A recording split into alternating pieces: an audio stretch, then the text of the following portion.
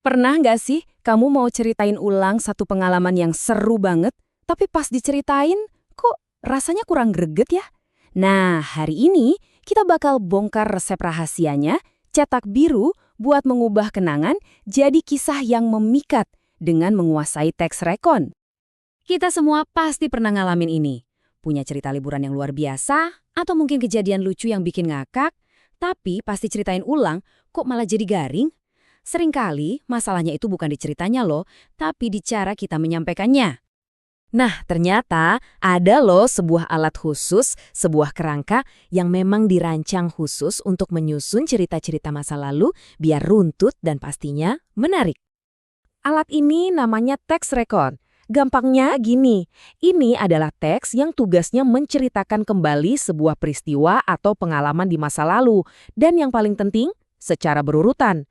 Tujuannya bisa buat ngasih info atau ya sekedar menghibur. Jadi anggap aja ini blueprint buat cerita tentang apapun yang sudah terjadi. Dan kerennya lagi, blueprint ini tuh fleksibel banget. Bisa kamu pakai buat cerita pribadi kayak pengalaman liburan atau ikut lomba.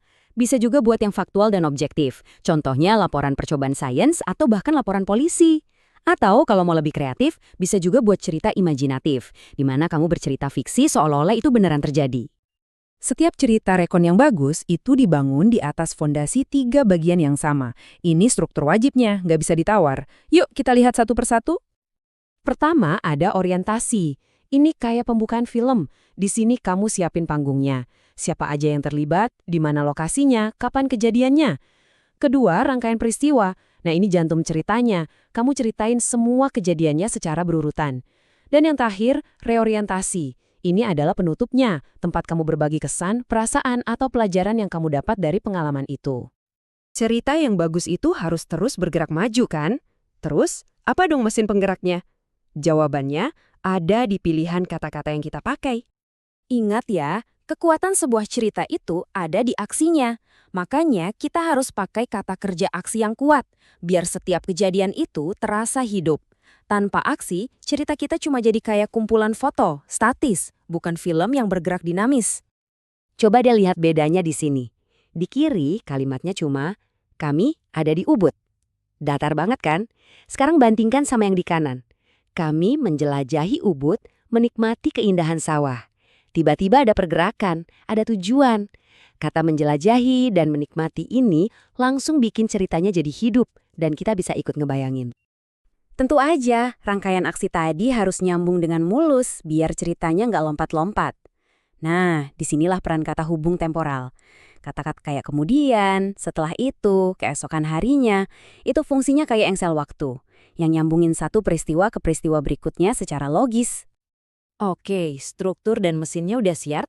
Sekarang waktunya kita chat dan kasih detail biar cerita kita kelihatan lebih hidup dan nyata. Buat melakukan itu, senjata kita adalah kata keterangan atau adverbia. Anggap aja ini alat buat ngejawab pertanyaan-pertanyaan kunci soal setiap aksi. Kapan terjadinya, di mana, kenapa, dan gimana caranya.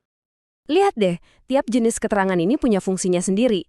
Keterangan waktu buat nentuin kapan, keterangan tempat ngasih tahu di mana, keterangan tujuan ngejelasin kenapa, dan keterangan cara ngegambarin gimana sebuah aksi dilakuin. Semua ini nambahin lapisan detail yang bikin cerita kita jadi makin believable. Selain itu, jangan lupakan kata sifat.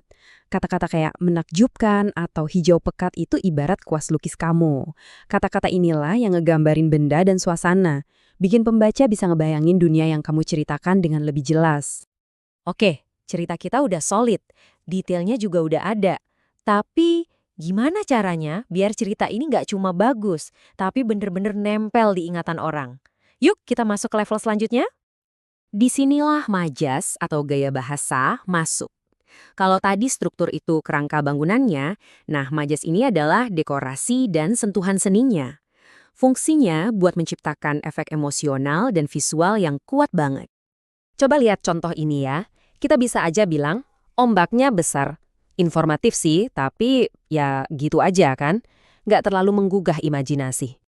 Sekarang kita poles dikit pakai majas personifikasi. Deburan ombak memecah karang. Wah, beda banget rasanya.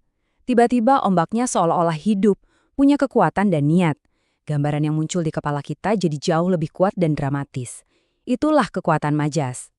Tentu saja, senjata kita nggak cuma itu. Masih ada banyak majas lain yang bisa dipakai. Ada metafora buat perbandingan langsung, simili yang pakai kata seperti, atau hiperbola buat melebih-lebihkan sesuatu biar efeknya lebih dramatis. Dan sebagai sentuhan akhir, terutama di bagian penutup atau reorientasi, jangan takut buat pakai kalimat ekspresif. Ini kesempatan kamu buat nyambung secara emosional sama pembaca. Bagikan perasaanmu langsung, misalnya dengan kalimat, sungguh pengalaman yang tak terlupakan. Ini bakal ngasih penutup yang personal dan berkesan banget. Jadi, sekarang semua resepnya udah di tangan kamu. Pertanyaannya sekarang, kisah masa lalumu yang mana nih, yang siap kamu hidupkan kembali dengan kekuatan bercerita yang baru?